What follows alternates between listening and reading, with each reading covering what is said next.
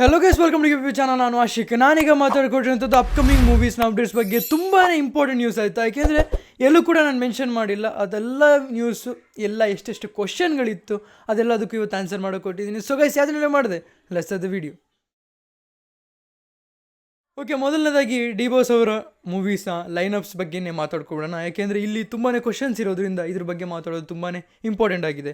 ನಿಮಗೆ ಗೊತ್ತು D57ನ ಡೈರೆಕ್ಟರ್ ಯಾರು, ಮ್ಯೂಸಿಕ್ ಡೈರೆಕ್ಟರ್ ಯಾರು ಅಂತ. ಹಾಗೆಯೇ D58ನದ್ದು ಡೈರೆಕ್ಟರ್ ಯಾರು ಅಂತ ಗೊತ್ತು, ಆದರೆ ಮ್ಯೂಸಿಕ್ ಡೈರೆಕ್ಟರ್ ಯಾರು ಅಂತ ಇನ್ನೂ ಕೂಡ ಆಚೆ ಅಫಿಷಿಯಲ್ ಆಗಿ ಯಾರು ಹೇಳಿಲ್ಲ. ಆದರೆ ಅರ್ಜುನ್ ಜನ್ಯ ಅವರೇ ಆಗಿರುವಂಥದ್ದು. ಇದು ಅವ್ರಿಗೆ ಆಫರ್ ಬಂದಿರುವಂಥದ್ದು ಅವರ ಪ್ರೀವಿಯಸ್ ಮೂವಿ ಕೇಡಿಯಿಂದ ಅಲ್ಲ, ಅವ್ರು ಕೊಟ್ಟಿರೋಂಥ BGM ಏನು ಗುರು. ಗೋಸ್ಟ್ ಮೂವಿಲಿ ನನಗೆ ಶಾಕ್ ಆಗೋಯ್ತು. ನಾನು ಫಸ್ಟ್ ಸರ್ಚ್ ಮಾಡಿದ್ದು ಯಾರು ಫಸ್ಟ್ ಇದ್ರ BGM ಮಾಡಿದ್ದು ಯಾರು ಅಂತ.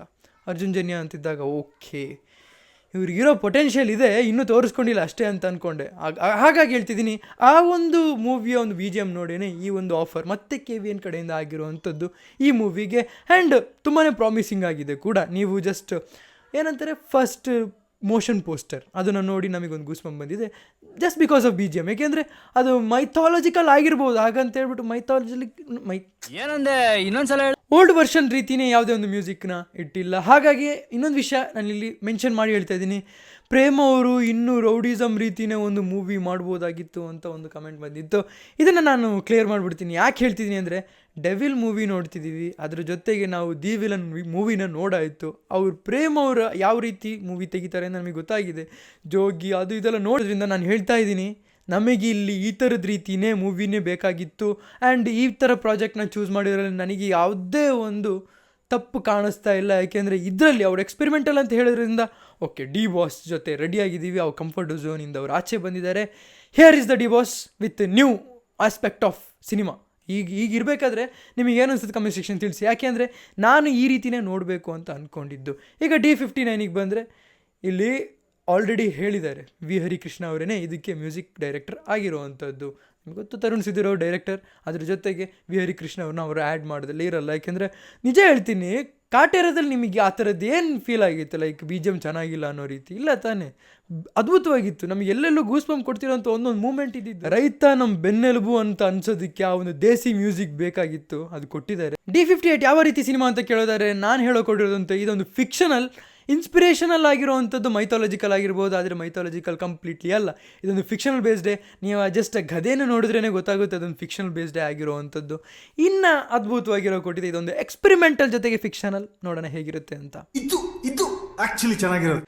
ಓಕೆ, ಬಸ್ ರಿಪೋರ್ಟ್ಸ್ ಪ್ರಕಾರ ಇರುವಂಥದ್ದು ಟಾಕ್ಸಿಕ್ ಮೂವಿಗೆ ಎಕ್ಸ್ಟೆಂಡೆಡ್ ವರ್ಷನ್ ಆಗಿ SRK ಅವರ ಎಂಟ್ರಿ ಇರುತ್ತೆ ಅಂತ. ಹಾಗೆಯೇ ಕನ್ಫರ್ಮ್ಡ್ ಆಗಿರುವಂಥ ಹೀರೋಯಿನ್ ಕೂಡ, ಹೀರೋಯಿನ್ ಅಂತಲ್ಲ, ಒಂದು ಪಾರ್ಟ್ನ ತೊಗೊತಿದ್ದಾರೆ ಕರೀನಾ ಕಪೂರ್ ಅವರು. ಇವರು ಯಾವ ಪಾರ್ಟ್ನ ತೊಗೊತಿದ್ದಾರೆ ಅಂತ ಮೂವಿ ನೋಡಿದ್ಮೇಲೆ ಗೊತ್ತಾಗುತ್ತೆ. ಆ್ಯಂಡ್ ತುಂಬಾ ಹೀರೋಯಿನ್ಸ್ನ ಆ್ಯಡ್ ಮಾಡೋಕ್ಕಿದೆ. ಅಂದರೆ ಗೇಸ್ ಅಂತ ಹೇಳ್ತಾರಲ್ಲ, ಅಂದರೆ ಆ ಗರ್ಲ್ಸ್ನ ಪವರ್ ಆ್ಯಕ್ಚುಲಿ ಏನು ಅಂತ ತೋರಿಸೋಕೊಟ್ಟಿದ್ದಾರೆ. ಗರ್ಲ್ಸ್ ಪವರ್ ಜೊತೆಗೆ ಇವರು ಅವ್ರ ಎಂಟ್ರಿ ಇರುತ್ತೆ. ಎಂಟ್ರಿ ಅಂದರೆ ಈ ಮೂವಿ ಇಡೀ ಬೇಸ್ಡೇ ಇರುವಂಥದ್ದು. ನೀವು ಜವಾನ್ ಮೂವಿ ನೋಡಿದರೆ ನಿಮಗೆ ಅರ್ಥ ಆಗುತ್ತೆ, ಅದೇ ರೀತಿಯೇ. ಬಟ್ ಇದು ತುಂಬಾ ಡಿಫ್ರೆಂಟ್ ಇರುತ್ತೆ. ಆದರೆ ನಾನು ಏನು ಹೇಳಿದೆ ಅಂದರೆ, ಗರ್ಲ್ಸ್ ಪವರ್ ರೀತಿನ ತೋರಿಸೋಕೊಟ್ಟಿರುವಂಥ ಒಂದು ಮೂವಿ. ಇದು ನಾನು ಬೇರೆ ಯಾರೋ ಅಲ್ಲ ಹೇಳ್ತಿರೋವಂಥದ್ದು, ಡೈರೆಕ್ಟ್ರೇ ಹೇಳಿರುವಂಥದ್ದು. ಗೀತು ಮೋಹನ್ ದಾಸ್ ಅವರೇ ಒಂದು ಲೈವಿಗೆ ಬಂದಾಗ ಹೇಳಿರುವಂಥ ಮಾತಾಗಿರುವಂಥದ್ದು. ಟಾಕ್ಸಿಕ್ ಮೂವಿ ಬಗ್ಗೆ ಅಪ್ಡೇಟ್ ಕೇಳಿದ್ರಲ್ಲ, ಇದಿಷ್ಟು ಜಸ್ಟ್ ಎಕ್ಸ್ಪೆಕ್ಟೆಡೇ ಆಗಿರುವಂಥದ್ದು. ಬಸ್ ರಿಪೋರ್ಟ್ ಪ್ರಕಾರ D58ಅಲ್ಲಿ ಚಿರಂಜೀವಿ ಅವ್ರನ್ನ ಆ್ಯಡ್ ಮಾಡೋಕ್ಕಿದ್ದಾರೆ, ಆದರೆ ಸಲ್ಮಾನ್ ಖಾನ್ ಅಲ್ಲ. ಸಲ್ಮಾನ್ ಖಾನ್ ಅವ್ರ ಜೊತೆ ಒಂದು ಮೂವಿ ಮಾಡ್ತಾ ಇದ್ದಾರೆ, ಅದು ಸಪ್ರೇಟ್ ಆಗಿರೋವಂಥದ್ದು. ಅದು ಈ ಸಾಜಿದ್ ನಡಿವಾಳ್ ಅವ್ರ ಜೊತೆ ಸೇರಿಕೊಂಡು ಅದೊಂದು ಸಪ್ರೇಟ್ ಮೂವಿ ಜೊತೆ ಪ್ಲ್ಯಾನ್ ಮಾಡ್ತಿರೋಂಥ, ಅದು ಬೇರೆಯೇ ನ್ಯೂಸ್ ಆಗಿರುವಂಥದ್ದು. ಯಾವುದೇ ಕಾರಣಕ್ಕೂ D58 ಜೊತೆ ಸಲ್ಮಾನ್ ಖಾನ್ ಇರುವಂಥದ್ದಲ್ಲ. ಆದರೆ ಚಿರಂಜೀವಿ ಅವ್ರನ್ನ ಆ್ಯಡ್ ಮಾಡಬೇಕು ಅಂತ ಕಾಯ್ತಾ ಇದ್ದಾರೆ.